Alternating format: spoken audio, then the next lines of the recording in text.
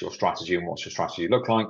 Whether that's the exec search firm, you do things in-house. If it's in-house, how are you going to do that? Are you pushing referrals? Are you going to go to the board? Are you going to go through everyone else across the table at your level to push candidates through the funnel?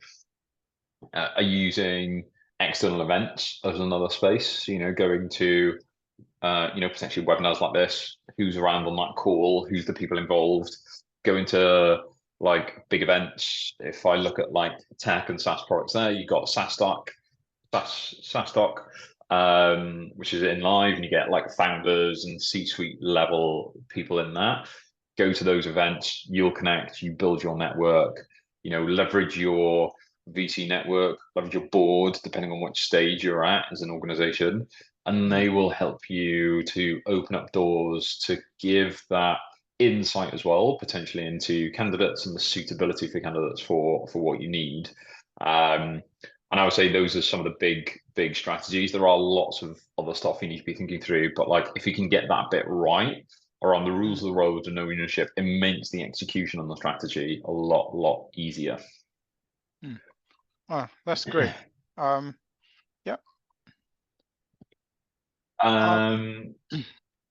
Yeah, cool. go on. Any other questions? Or yeah, go on. You were going to say something.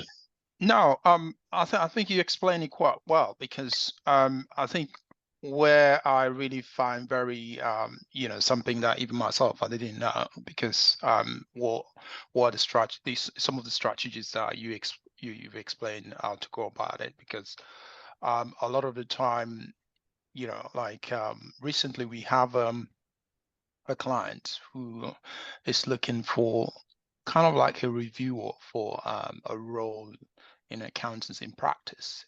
It's not executive level, but it's more a senior level. Yeah. So my question's like, when you're looking for people at that level, top level, because sometimes client will say we are looking for people with this amount of experience, let's say 6 year, 10 or wherever, their criteria. So how do you sort of like able to sort of, if in a case of Impactable, how do you kind of like trying to able to source or maybe target those individuals who actually fit that sort of criteria? Because it can be sometimes, really challenging, to do that. Yeah, I think the first point, or the first thing to be doing, is really challenging or having a direct conversation with a manager around what does the years of experience give you? Or like if you're saying you want 10 years experience, why 10 years? What happens if somebody had 8 years of experience? What's the impact here? Like if you can understand the rationale, that gives you a little bit more insight to be able to play around and actually start to think, is it actually the experience that's really key, or are just people trying to just go, oh, 10 years just because 10 years is what I'm here, for example. I've never been a real big fan of years of experience, because I think that's almost a limiter. You reduce the talent pool to a smaller amount, but it also creates a significant amount of potential other issues. But I think in your role, if you're looking at like Impactable, one of the key things is understanding the rationale. Why are they saying that many years of experience? What is it about those years of experience that's going to be key? I think it's a starter.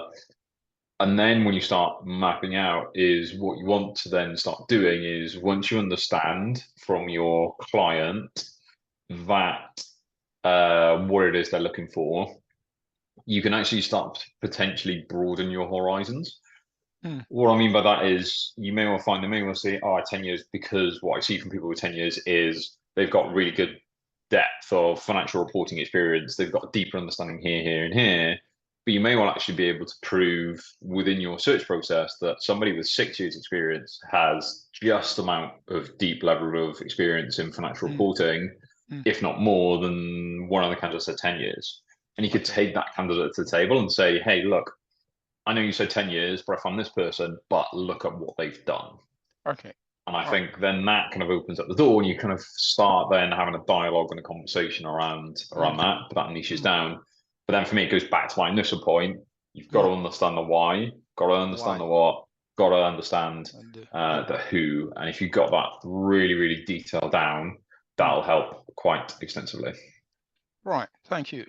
Um, just the next part to do with the supplementary compensation strategies, because you've gone through the why, the who, and all of that. Then comes you have Yeah. to how to attract this, you know, the top talent or this candidate. So yeah, do you want to explain, as part of the slide, supplementary compensation strategies out? What are the things that you should take into account to able to sort of like as some form of incentive, to Yeah, I attract think this top. the one thing I would say on this is hopefully your organization will have a compensation strategy in place. Mm, So you want to understand that extensively before you start your hiring process. mm, Um, Understand that quite deeply, and then that will, depending on your organization, will mean the level of depth on your compensation strategy. So if you are a large organization like a JP Morgan or a Google, wherever it is, you can have really strict compensation and philosophy approaches. They will publicize those. You can go on the wikis, the internet pages, the internet sites, etc., and be able to read those. They should be publicized. That enables you then to just understand around the flexibility that you can do. Depending on the individuals as well that you're speaking to, you want to start to understand their comp structures, how they work, how they do it, where you start to get potentially significant more flexibility, potentially within that VC backstage, earlier mm, stage startups, you can have so much more flexibility to a certain extent. And what I mean by that is you'll have more flexibility on stock options mm, rather than anything else. Bonuses will probably be very minimal, or they may well start to hit stand points or section funding points, as I kind of call them. So, i.e., I have done some really funky stuff in startup space whereby you have a new hire join or the offer goes out and it's when we hit Series B funding, your comp goes up by X and you will have an X bonus. At Series C funding, if we hit X valuation, you will have X. Da, da, da. So you get quite prescriptive. So within the mm, VC world or VC backed companies and startup space, I would say there's a lot more flexibility, but that is all dependent on your founder and your organization's compensation philosophy. At larger organizations, you're going to have a little bit more difficulty managing that because your organization will have a tighter comp structure where you may well be able to get quite flexible is year one sign-on bonuses or additional bonuses. You may well be a little bit more flexible on the RSU grants that you're giving out. So you may well be hamstrung on comp, but you may well have a significant flexibility there. I have seen some companies have what's known as sliding scale. So mm, it'd be like, hey, this is the median pay that we will do. However, if they drop stock options or bonus, we can mm. increase the base. Right. But then obviously to candidates, there is, so in that point, when you're talking to candidates, you'll be going in on a total compensation driven aspect Mm, rather than here's your base, here's your bonus. You want to look at it as a total comp and structure it that way. Um, but fundamentally, for me, it all depends around the structure, around what that looks like, and how you do it from a company perspective. okay. So so basically, the other thing I think also, well, in terms of what you said, it's kind of like having a benchmark sort of, because I think it's important, if you're going to set a compensation strategy or package, he has to align with industrial, sort of kind of like standard. Is that right? Yeah, you're gonna want to benchmark it, right? You don't really want to Yeah. run the risk of Mm, running higher, regardless of the candidate's level, mm, and then going, oh, what's the salary package? And they're like, oh, we don't know. And then you get to the offer stage and you find out the candidate is is looking for, say, £100,000 or 100,000, mm, and your budget from finance for the role is only 50K. And then now you've got an issue and you've wasted everyone's time. Now what do? You want that budget clarity ahead mm, of time. Um, Organizations would do this massively different, right? I've seen you will have significantly more structure and a Mm. lot more control, or less control, but more control from a business finance standpoint, larger organizations, you will have a little bit more flexibility within smaller companies, smaller orgs and startups. Mm.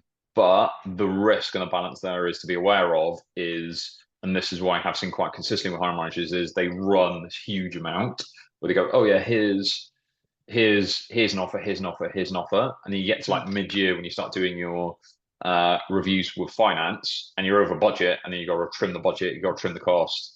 Okay. Or you're about to hit budget and you're like, oh no, I've still got another 5 hires to make, but Mm. I'm out of budget. So you need to Right. think through that. A lot of this for me almost dovetails slightly into your org design. So, what's the structure of the org?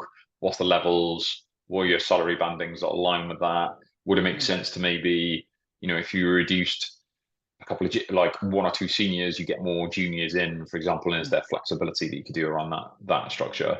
Um, but your conversation all depends. For me, this is like a really big, broad topic. It all depends on your organization. What is the level of comfortable getting creative? So, could you offer additional stuff?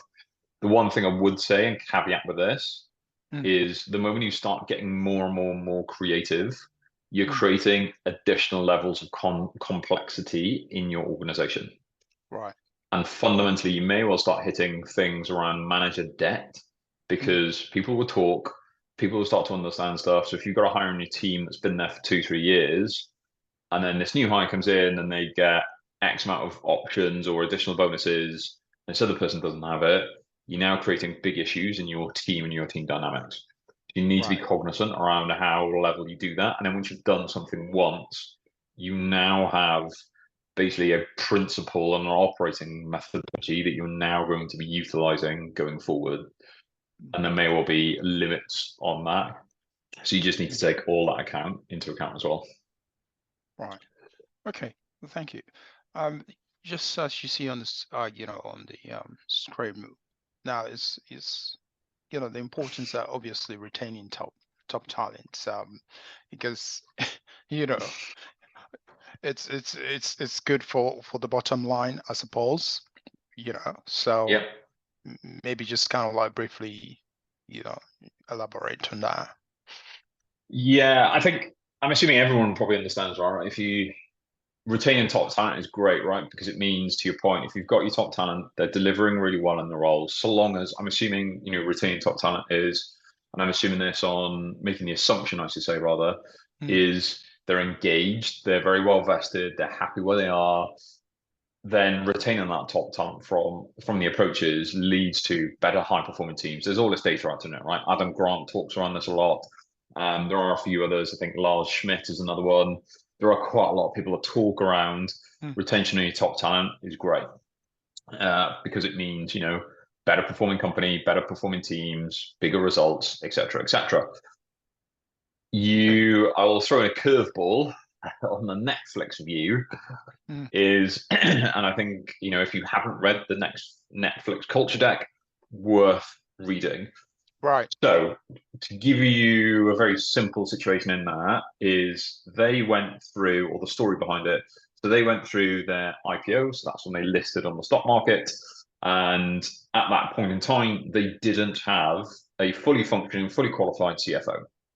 Mm. Their CFO wasn't a fully qualified accountant, but she was very good. She'd been with the firm for, probably since inception, so good like 5, 10 years, given a life there. The options here, given they were moving to IPO, they were moving into regulated territory, which means they need a fully qualified accountant to be in that seat.